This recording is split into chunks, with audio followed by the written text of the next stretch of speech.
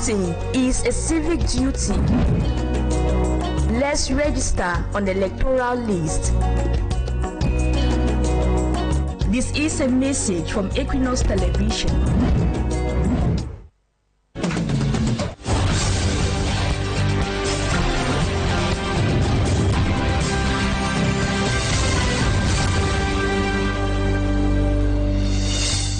6 p.m. in Bamong, same time right here in Douala. Good evening, ladies and gentlemen. Thank you so much for joining me on this edition of the 6 p.m. primetime newscast on Equinoxe Television. First, our major stories. Access to potable water remains a veritable nightmare in big cities and hinterlands. A case in point is Bango Village, a village in the Camon division, littoral region of Cameroon. The population whose taps have not been flowing for several years now depend on doubtful sources. Many are now forced to cover very long distances just to have access to the precious liquid. Away from that, we'll tell you how David Abuem Choi, a former Minister of Higher Education, former Secretary General at the Presidency, former Governor of the Northwest and Southwest region, is no more. He's known as one of those who wrote a memo proposing the way out of the over 8-year-long Anglophone crisis. According to him, the government of Cameroon needs to give every citizen, especially those of Anglophone Cameroon, a sense of belonging. However, the call was ignored by the authorities. Those are major stories. Stay with us for greater details.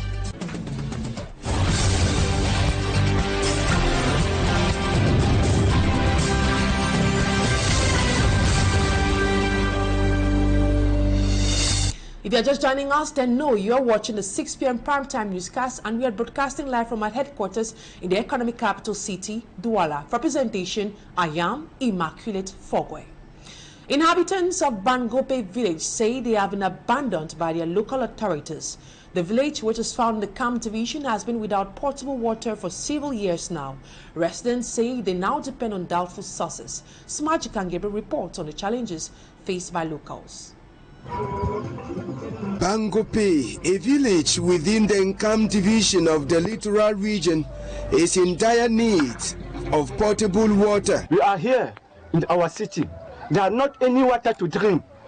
Well, it said it is true that we have a lake, but now we have too much difficulty because of water. The village, which is made up of mostly farmers, have been in this situation for several years after all boreholes constructed within the village got bad.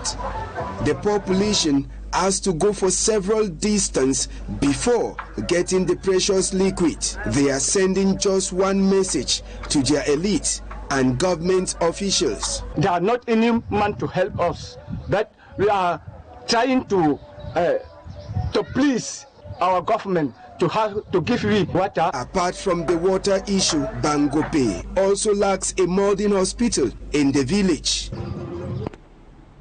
And now inhabitants of Bamong in the West region have staged a peaceful protest after a delegation led by the senior divisional officer for the MIFI came to gather information on the people of Bafusam. The inhabitants of Bamong say any attempt by the government to displace them from their initial site will face stiff opposition from them. Smaji Kangebe tells us more. Inhabitants of Bamong Village block a public road to show their disappointment on a move taken by the government around the airport zone. Enough is enough. We don't know where the government wants to relocate us this time around. If there was a site, at least we will know they are going to keep us there. It's the second time it's happening. I was born here at the airport. The first set they removed, we don't know their whereabouts. The people who are afraid of being driven from their houses for a second time need assurance. Elles veulent la garantie. La garantie, c'est quoi? The people want guarantee. Does it mean that after the descent of the SDO and the commission on the site, the people will be allowed here? But without that assurance, the population won't stop. By the way, the people want to be assured that the 291 hectares of land owed will be returned to them. Imaginez les populations qui sont ainsi se sont installées sur 291 hectares. For several hours, the main road was blocked as senior divisional officer of MIFI, accompanied by a survey team, came down to the Bamong airport for a census. La commission cadastrale descend sous l'accompagnement de monsieur le... The survey commission and the SDO came to check on the foundation stones, which had disappeared with time, and we noticed that as time passed on, the population have also encroached into the airport zone. While here to begin the work, the population stood against us. We've dialogued with them and have asked them to put their problems into writing for us to look for other way out. Nouvelle piste en ce qui concerne ce projet qui nous tient à cœur. The days ahead will tell whether another demolition exercise will be done at the airport zone in Bamong. Smart Jikan Gabriel reporting there. Now we talk something else. Diverse opinions have emerged, sparking tensions on social media and also in LIMEN itself over who should manage the Bimbia slave trade village. In a letter signed on January 8, the Minister of Arts and Culture stated a preliminary agreement on this part of the structure to be managed by the LIMEN-based tourism company pending the signing of a memorandum of understanding. This move has been outrightly rejected by natives of the village. Southwest correspondent Rex Afon has the details. These are natives of Bimbia denouncing the transfer of management of the Bimbia slave trade village to a private company by the Minister of Arts and Culture. We have never been contacted, and we were taken aback how the Minister of Arts and Culture can come to Bimbia, the Kolo village in particular, hosting this area, to come and conduct a thing like that, to sign an agreement, a memorandum of understanding with Gilgatowa, and to lay a foundation stone for the putting up of a monument in the area. We are not aware. Municipal authorities too argue that there was no transparency in the process leading to the transfer of management from them to the private-owned company. What is in the MOU? Is it hidden? Why should it be hidden? It should be made public before signing. The next point is that it was agreed in a meeting in Yaoundé with the Ministries of Arts and Culture and Ministry of Tourism that since the certification of a site is under the Ministry of Arts and Culture, the Ministry of Arts and Culture is going to be done with the certification process, then hand it over to the Ministry of Tourism for it to be exploited touristically. How come today that the Ministry of Arts and Culture is handing over the site to a tourism company to exploit it touristically? To some sons and daughters of the land, their non-involvement in the entire process is unacceptable. Even the chiefs concerned were not notified. Up to Sunday evening, they were not notified. And we see it as not only a threat to our existence, but a scheme to eradicate the cultural and the traditional nature of the slave trade village. On his part, the owner of the company indicates the omission of the local authorities was not intentional. The way it happened, the time frame that we had barely 5 days. Like I would tell you, the memorandum was signed by the minister. This occasion, not the memorandum, this occasion was sanctioned by the minister on Thursday, just maybe like 5 days ago. On the 20th of June 2023, the Minister of Tourism and Leisure, Bello Guba Maigari, signed a decree prohibiting any modifications on the slave trade village. With the current steps taken by the Ministry of Arts and Culture, there will definitely be modifications on the site. Now back here to Douala, where residents are expressing concerns about the poor organization of the distribution of the promotional rice. According to them, the auction sales favors wholesalers more than the direct consumers themselves, who are struggling to make ends meet. Consumers voiced out these concerns during the launch of the end-of-year promotional sales at the Lithura Regional Delegation of Commerce. Greater details with Ase Lucilian. Hundreds of people filled the premises of the Regional Delegation of Camon's Littoral Region this Thursday morning to benefit from the end-of-year promotional sales launched by the Minister of Trade and Commerce. Sitting on the ground from morning to afternoon under the scorching midday sun, many waited impatiently for the truck transporting the rice to arrive. Sous le soleil, tout ça à la fatigue de ça. Donc c'est vraiment pénible. In a bustling atmosphere, everyone is struggling to have it back. Life overthrown, my pekin. Life overthrown. I hear the train, I know fish I don't come for you. I came to buy my things. My customer asked me to come behind here that they are sharing rice. If I have a photocopy of ID card, I can have a bag of rice.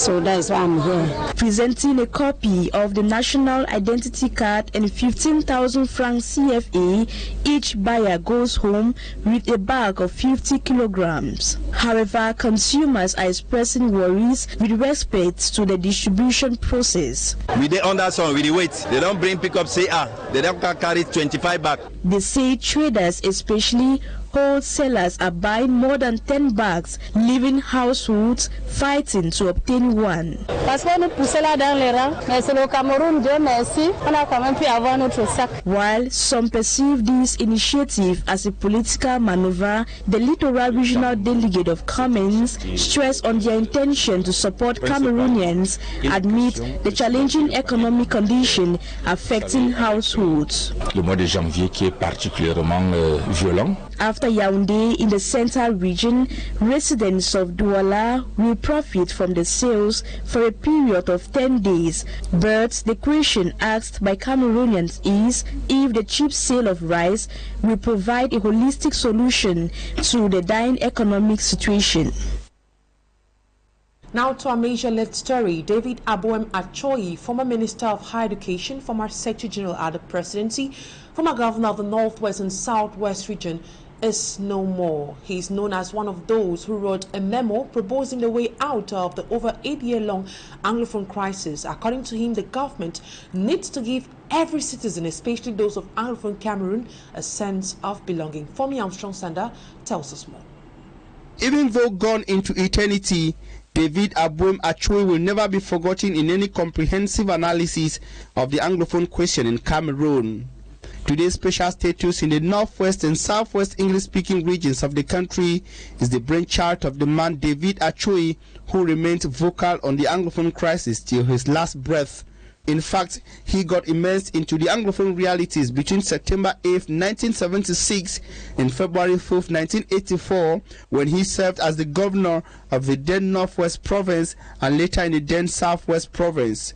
On the eve of the escalation of the Anglophone crisis, today an armed conflict, David Aboem Achoyi channeled a memo to Cameroonian authorities in which he outlined the need to give every Cameroonian a sense of belonging and contribution to nation building. A thought-provoking article that is even more relevant today as threats to social cohesion, national unity and cohabitation continue to multiply. Consistent in his stance for equality and fairness, the very bilingual and brilliant David Aboem Achoyi was appointed as chair of the subcommittee on decentralization at the 2019 Major National Dialogue in Cameroon. Despite its controversial composition, the committee headed by Aboem Achoyi focused on the Anglophone question, running up with what is today presented, arguably so, as the government's major solution to the Anglophone crisis, the special status for the Northwest and the Southwest regions. Even after the major national dialogue, David Aboem remained faithful to his position and conviction. In an interview on the TV program C'est Politique over the state media in Cameroon on Tuesday, October the 6th, 2020, Aboem Achoyi opined that no issue should be a taboo in the process of resolving the conflict in the Northwest and Southwest regions, including secession, which relates to the form of state. In another interview to France-based Jeune Afrique in 2021, David Aboem Achoyi subscribed to a broader-based and more inclusive dialogue, though not without insisting on goodwill, openness, realism, and the spirit of compromise. Now to something else. Barrister Tamfo Richard's hearing at the military court in Douala on Wednesday, January 15, failed to hold after honoring the convocation served him on January 13. After the defense team qualified the summon as violation of the legal procedure, the case was adjourned to January 28, permitting the defense team to have enough time to understand why their client is being incriminated. Innocent Aze tells us more. Barrister Tamfo Richard, who was victim of gendarme brutality in November last year for defending the rights of his client, landing him in the emergency units of the Douala Lakentini Hospital, is today incriminated instead of his torturers. This is evident by a convocation served him on January 13 by the Douala Military Court for questioning on January 15 over accusations he went against the rules of judicial inquiry, slightly injured, revolted, and violently attacked civil servants on duty. On Wednesday, the hearing did not hold. Barrister Masinga Kele says the convocation did not respect the legal procedure for their clients to be given 5 days before showing up, reason why the case was adjourned to the 28th of January 2024. Barrister Tamfo's defense team, baffled with the twist of events, wishes the military court be fair in its judgment.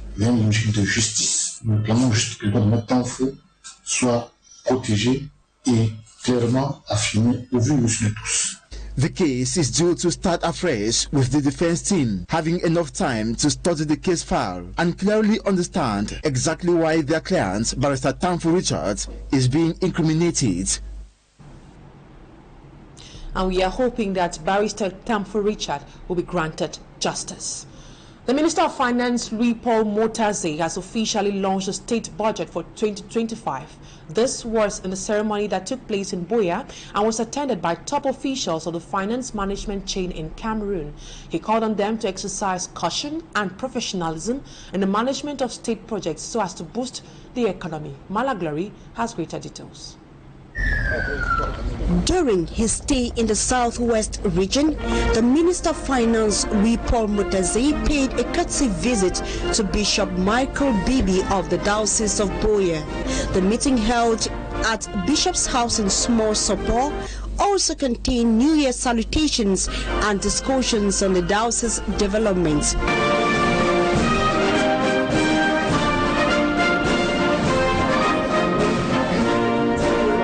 The minister taught the cathedral and the pastoral center precisely at the Divine Mercy Core Cathedral, where he presided over the 2025 fiscal year state budget.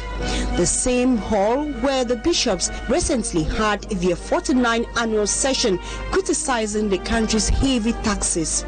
According to the minister, the reason for launching the budget in the southwest region, which stands at 7,317.7 billion francs CFA in revenue and expenditure, is because we came here in the southwest because we were keen to discuss with our partners here in the region, because they have something to do.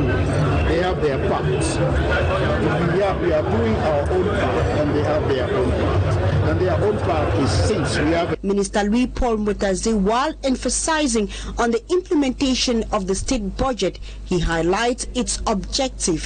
Our objective, our target we have in our strategy is to reach an average growth rate of 8% per year. If we want to succeed, everybody should play its own role. The minister, together with the governor of the southwest region, visited some traditional rulers in the event, which was graced with traditional dances from the southwest region. Another report done by Glory Mala ends this edition. This first part of the news talking point is up next.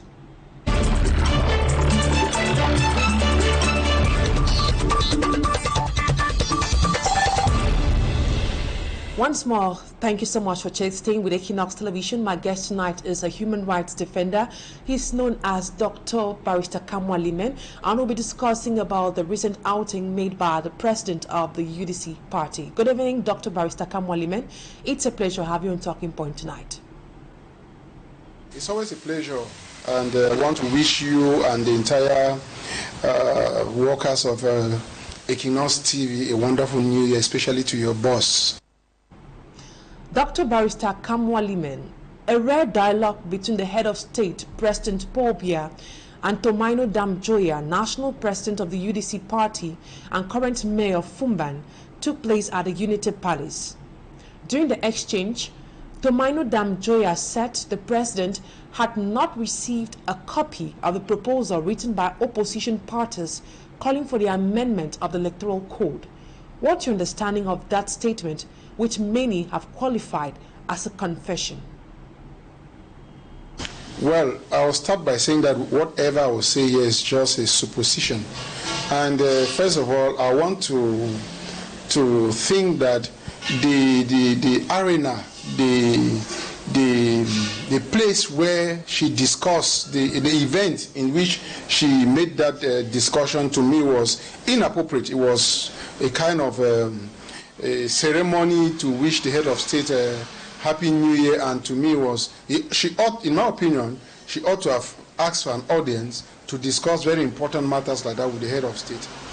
That notwithstanding, if the head of state says that he has not received that kind of a petition for the revision of the electoral code, which has been the subject matter of many petitions and outings of opposition parties, I want to think that the head of state might not be saying the truth. The head of state does not lie, but he might not be saying the truth, because he should know, as any other Cameroonian, that there is actually a need, and that many people have called for a revision of that law, which is not the best for Cameroon. Dr. NKAMWAH, according to you, the timing wasn't the best. But then, seeing how things work in this country, Cameroon, are you sure if she had asked to see the head of state, they would have granted her audience?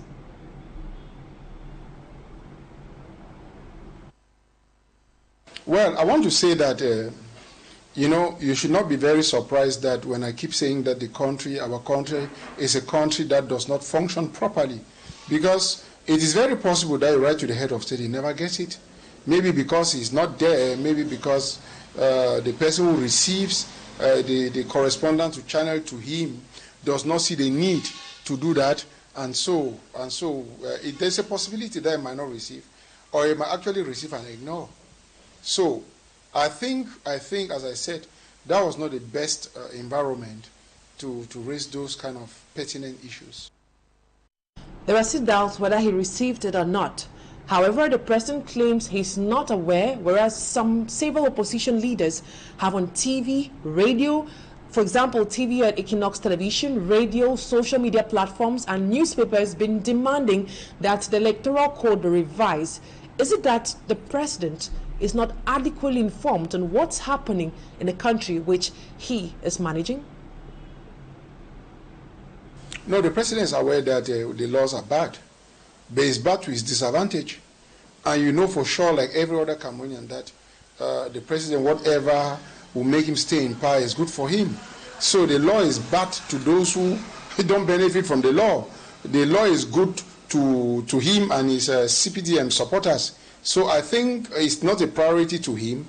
And if you look at the whole structure, the structure of ELECAM, the law, the assembly, you see that everything has been tailored in a way that should favor the re-election of the head of state. So if you consider it a bad law, he doesn't look at it as a bad law.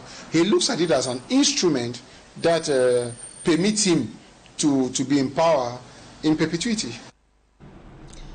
Now, let's agree with the president that he didn't receive the letter.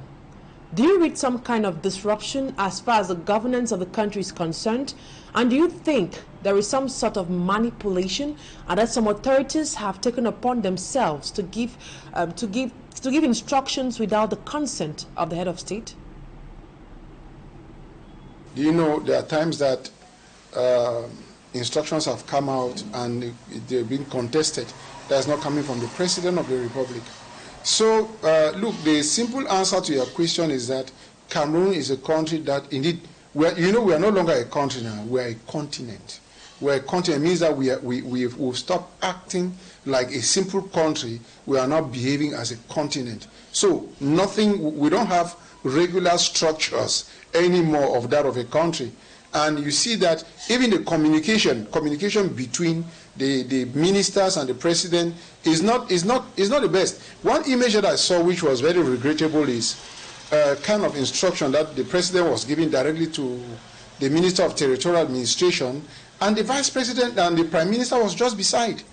No, he's a prime minister who is the head of government, and I think that if there was anything to address, he would have addressed that to the prime minister, who in turn will address that with the Minister of Territorial Administration. But as I said, we have gone beyond the normal concept of a country. We are a continent. Speaking on the program Onre le Cameroon on Equinoxe Radio this morning, Basil Etogo, a member of the CPDM party, said the secretariat might have seen the proposal as not being important for the president. Is it within the competence of the secretariat to filter what gets into the president or what gets to the president, and what are the limits of their function? Well, I think that the secretariat is a passage for any important document that should go to that should draw the attention of the head of state. But you see, there are some instructions equally that could be given. Like, I have a secretariat. If I say I don't want to receive some of these kind of things, they will not bring it to me. So it's all about how open is the head of state to receive petitions, complaints from its citizens. So I think you know for sure, as I keep repeating that, we are not in a country that is governed in a manner which is in a regular manner.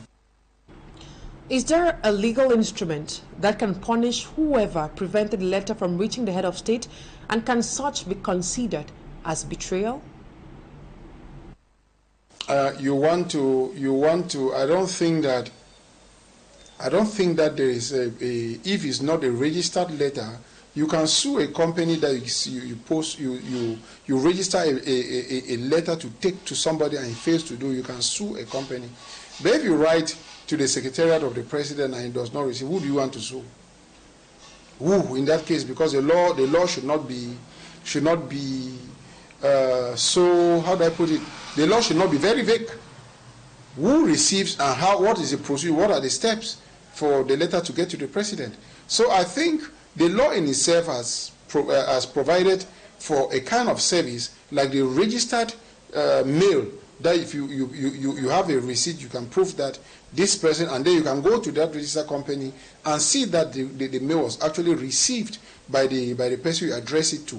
And you can serve somebody through bailiffs and you have a proof of service. But in this case, who are you going to sue? You sue the president that is not received, or sue a middleman that did not take the letter to the president? How do you identify the middleman? So it's a whole problem. It's a whole problem in its own. But I want to say that it is not for the interest of the head of state to revise the constitution. It's not to his interest. It is the interest of the opposition. And so to him that seems to be actually a known event.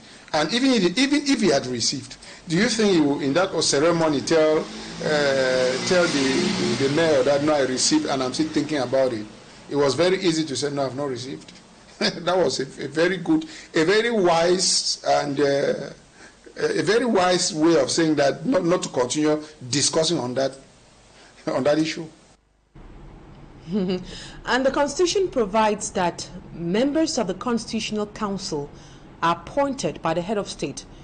Questions about the independence and effectiveness of the Constitutional Council has been raised on several occasions, even right here at Equinoxe television.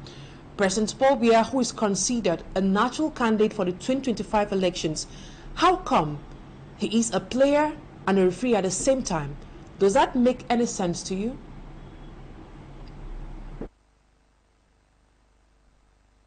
Immaculate.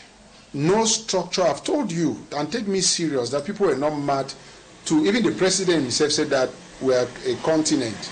You understand? Look, the National Assembly does not reflect the aspiration of the citizens.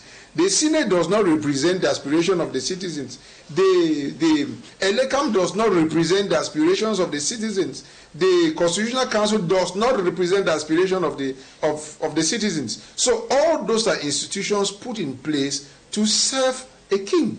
As simple as that. If you look at those institutions that way, then you only know that the church has to play a fundamental role, like what they are doing now, to call on God first of all, to look at the case of Camon, which to me is a very, very special and pathetic one. So I want to think that everything has been tailored purposefully for Paul Biya to always win elections. So to me, everything is set for his re-election if he stands. But I want to say that I appreciate the outings of the Catholic priests and some of the pastors who are actually giving out, educating their followers and calling on the government to be careful. And it's a laudable initiative. And I want to say that evolution can come from any quarters. If you go back in 1789, the French Revolution, you discover that there were a lot of grievances in the French society, but it's just shortage of bread. And the reaction of Marie Antoinette that was the last straw to the French Revolution when she said, if they don't have bread to eat, let them eat cake. You understand? So the Catholic Church can play a very fundamental role in changing this country, in fostering democracy in this country. Dr. Barrister Cameron LIMEN, thank you so much for your time. It's always a pleasure, Immaculate. That's it for this edition of the 6 p.m. primetime newscast on Equinoxe Television. Thank you, ladies and gentlemen, for always staying with us. Coming up next in some few minutes is the program Equinoxe, presented by Serge Along Otto. From us to you over there, have a wonderful evening.